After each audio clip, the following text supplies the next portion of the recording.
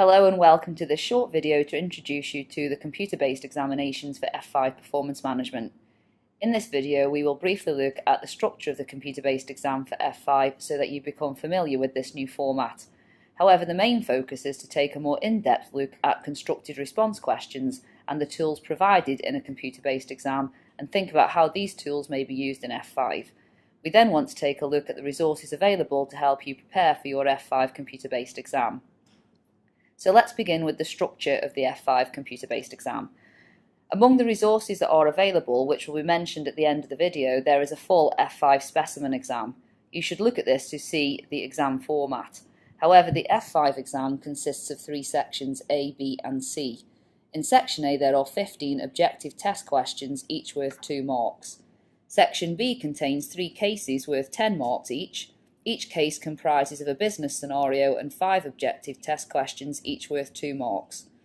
There is a video and guidance document that will help you familiarise yourself with the objective test question types which appear in sections A and B.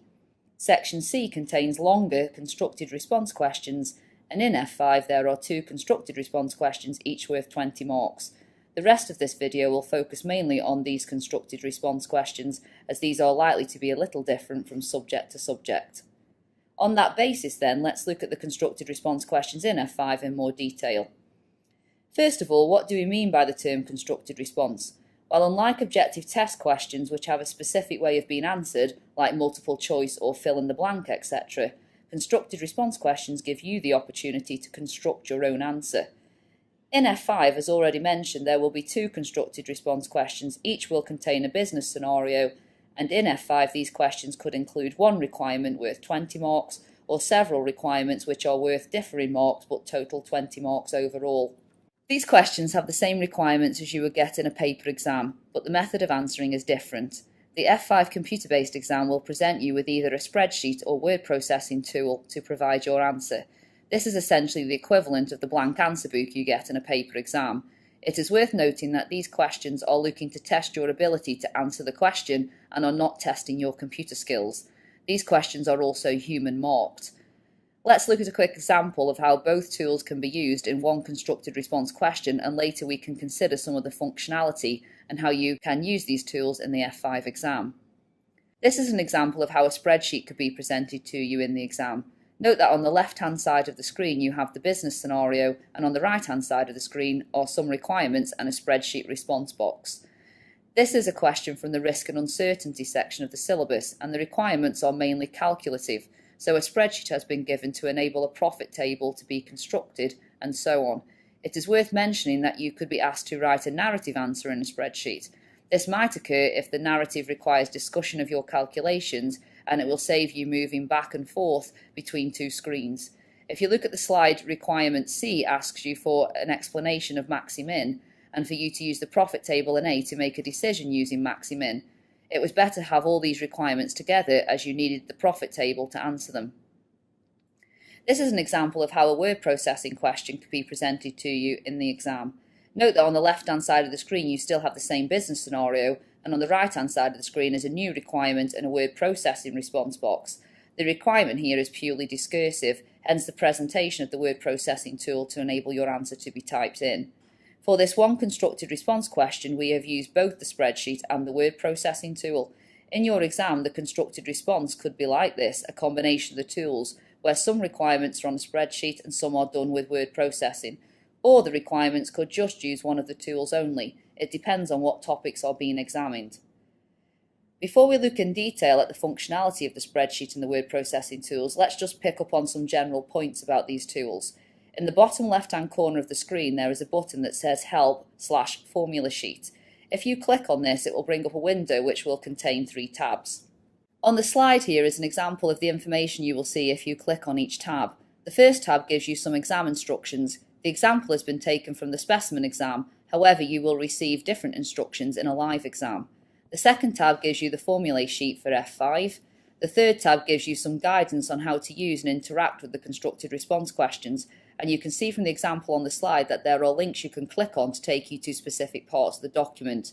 It would be advised that you become as familiar as you can with this information before the exam so that your time in the exam can be properly focused on answering the questions. As you may have noticed on the spreadsheet and word processing example we saw earlier, which is replicated here on this slide, a constructed response question will be split with the scenario on the left-hand side of the screen and the requirement and answer space on the right-hand side. The splitter between the different parts of the screen will be in the middle by default, but can be moved to give more space to either the scenario or to the answer space depending on what you want to see more of, as indicated by the red arrows. You may wish to use the highlight or strike-through features which are available on the top toolbar on the screen. Clicking on the highlight feature brings up a choice of highlighting colours. Select a colour, then click and drag across the text that you wish to highlight. This strike-through feature works in a similar way. The highlight feature can be used to identify key phrases or figures in the question scenario. This is useful to draw your attention to important information when answering the question. Any highlighting will be visible for all requirements related to that scenario. This means that when you move between requirements in a constructed response question, you won't lose any information you have highlighted. Strike-through could be used to indicate that you have dealt with a piece of information in the scenario. Please note that highlight and strike-through are not available in the specimen exam or the constructed response workspace, but will be available to you in the live exam. So let's start by looking at the word processing tool in more detail. On this slide, we have a performance management question from F5, and as you can see, the general features we have discussed are available. You can also see from the word processing response box there is quite a lot of functionality available. For example, being able to cut, copy and paste text, undo and redo, formatting options like bold, italic, subscript, superscript, etc. You can also align your answer and use bulleted or numbered lists. Note that although all of this functionality is available, your focus should be on answering the question, so use it only where necessary. There are no marks available for extensive formatting of your answer. There are a couple of features to draw your attention specifically to. Firstly, one thing you should be aware of is the reset function, which resets the response area to its original setting and removes all of your changes. So only click this if you want to start the whole response again from scratch. It seems unlikely you would want to do this, and remember the benefits of these computer-based tools is that you can amend your answer much more easily than when it is committed to paper. There will be a warning message telling you this, so if you have accidentally clicked this button, you won't immediately lose everything you have done so far. If you do accidentally clear your response, you can use the undo function to restore your work. You are also able to insert tables into the word processing response if you so wish. To do this, click on the table icon as indicated by the red arrow and select Insert Table. You can then choose how many rows and columns you require. This feature will also allow you to insert, delete or copy and paste rows and columns. Note in the second diagram where you have chosen the number of rows and columns that it presents as an evenly spaced table. You can widen or lengthen the whole table by either dragging the little white boxes on the edges of the table or returning to the table icon and selecting Table Properties. This will allow you to change the width and height, etc. of the table.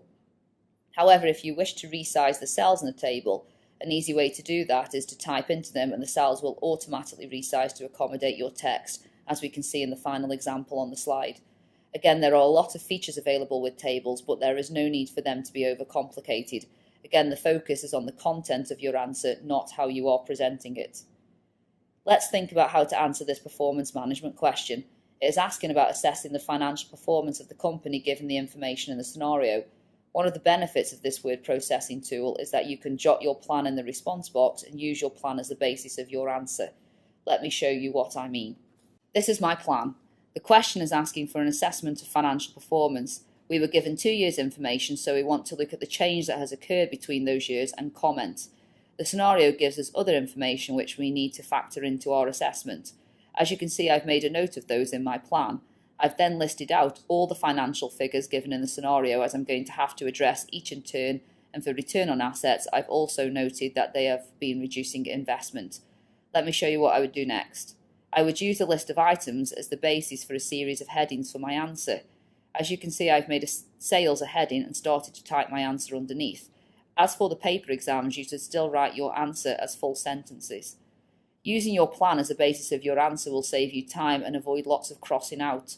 You can also easily insert a point you may have missed without making a mess of your answer. This sort of approach will make it much easier for your marker to mark your exam. It is important to note that answers are about quality, not quantity.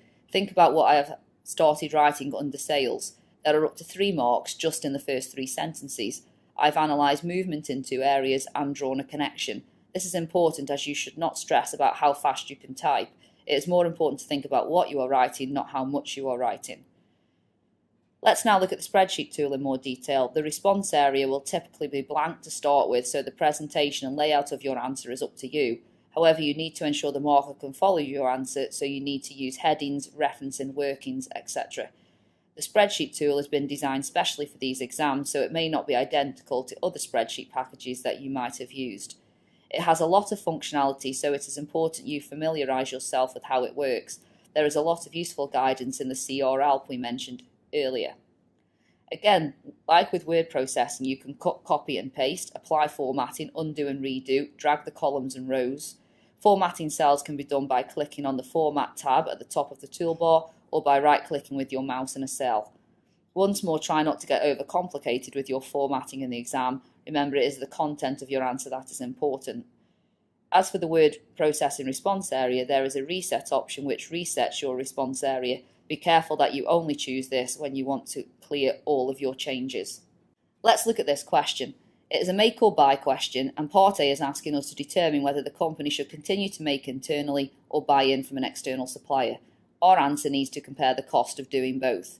The majority of the calculations come from how much it costs to make internally, so we need to set up our answer. Let's see how I approach this. On the slide, I focused on the spreadsheet response area. What I've done is set up a calculation. There are two products, and I've split the cost into the variable cost and the specific fixed costs that are relevant to this decision.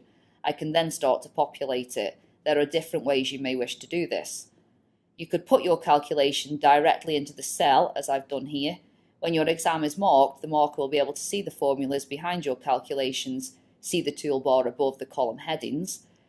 A word of warning here, the more complex the spreadsheet formula you use, the more likely it is to contain an error, so you may prefer to lay out your workings and steps and keep the formulae simple. Here it was a simple calculation, but if it was a more complex calculation, I would have done it as a working underneath and referenced it as working 1 in my table. Alternatively, you could type out your working, put it into your calculator, and just type it into the cell as I have done in the second example on this slide. Either way is perfectly acceptable. Remember, also like with paper exams, if you make an error, a marker will still award you follow-through marks for the method. Remember also you could use the spreadsheet to perform simple calculations like I am doing here. I've completed populating the cells for the variable costs for the keypads, so I'm just typing in a formula into cell F11 to total up those variable costs. Note that currently there is no auto sum function, so I'm using sum as the directive in my formula. There is a lot of guidance on how to do formulas in the CR help. It would be worth practicing with these, as some of these simple calculations will save you time in the exam. You can also copy and paste formulas, so once I've put the formula into cell F11, I could copy and paste it into cell H11, and that would quickly total up the variable costs for the display screens too. We haven't completed the whole calculation, but remember there may be marks available for commenting on a spreadsheet response, such as concluding here whether the company should make internally or buy in. This should be done by simply typing your comment into the spreadsheet. We will end this presentation by looking at the resources available to help you prepare for your F5 CBE. This slide gives you an overview of the learning support resources available for F5 to F9. The demo resources on the left-hand side are designed to introduce the new exams and give an overview of what the new exam functionality and new question types will be. The interactive resources on the right-hand side are designed to support question practice and also to help you build up the skills necessary to complete the new CBEs. Using the interactive resources regularly will allow you to become familiar with the new exam functionality and will also help you to get used to typing if you don't already do this on a regular basis. Let's focus on the full specimen exams and the extra sets of CR questions for a moment. This presentation has used some of the constructed response questions contained in these two resources. These are designed to reflect how the live F5 exam will work and give you the opportunity to experience answering F5 questions on the computer. All content is exam standard and contain detailed solutions for you to refer to. Apart from giving you access to exam standard questions, it will give you the opportunity to practice with the exam functionality we have seen and talked about during this presentation. It will be this practice that will give you familiarity with the tools in the computer-based exams, and this will only increase your chances of tackling an F5 exam on the computer with great confidence. Once you have worked through the full specimen and extra CR exams, ACCA have also provided you with a constructed response workspace. This is an online resource which contains empty spreadsheet and word processing response areas for you to practice answering questions in. My advice here is to use this workspace to answer questions that are in your approved content provider revision books and also the past exam questions available on the ACCA website. This wealth of resources are there to ensure that you are prepared for computer-based exams for F5 to F9. We want to make sure you have the opportunity for the best preparation possible and are able to turn that preparation into success. This brings us to the end of the video. I hope you have found it useful and wish you the very best of luck with your ACCA journey.